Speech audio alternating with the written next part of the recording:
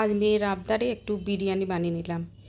Chicken biryani করেছি আমি। Chicken বিরিয়ানির জন্য চিকেনের ঠ্যাংগুলোকে প্রথমে ম্যারিনেট করে নিচ্ছি। দই, পেঁয়াজ, রসুন, আদা, কাশ্মীরি লঙ্কার গুঁড়ো, গোলমরিচের গুঁড়ো, লবণ সব দিয়ে ম্যারিনেট করে নিচ্ছি। এর মধ্যে আমি এবার একটু বিরিয়ানি মশলাও দিয়ে নিলাম।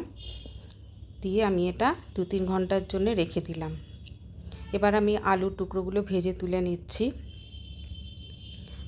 তারপরে এবার আমি এক এক করে ঠ্যাংগুলোকে ছিঁড়ে দিলাম। এটা ভাজার পরে মশলাটা এবার দিয়ে নিচ্ছি। মশলাটা দিয়ে ভালো করে কষিয়ে আমি এর মধ্যে একটু কেওড়ার জল আর গোলাপ জল দিয়ে নিলাম। দিয়ে ভালো করে কষে নিয়ে তুলে নিলাম। এবার আমি পেঁয়াজগুলো সরু সরু করে কেটে নিয়েছিলাম, ওটা ভেজে নিলাম। একটা কাপে আমি একটু কেওড়ার জল, গোলাপ জল, বিরিয়ানি মশলা আর একটু আতর মিশিয়ে রাখলাম। এবার একটা কড়াইতে একটু ঘি গলিয়ে তার মধ্যে আমি স্টেপ বাই স্টেপ আমি প্রথমে চালটা দিয়ে নিলাম। ভাতটা দেরাদুন রাইসের করেছি। তারপরে আমি এবার মাংসের চিকেনের ঠ্যাংগুলো আর আলু, পেঁয়াজ ভাজা আর একটু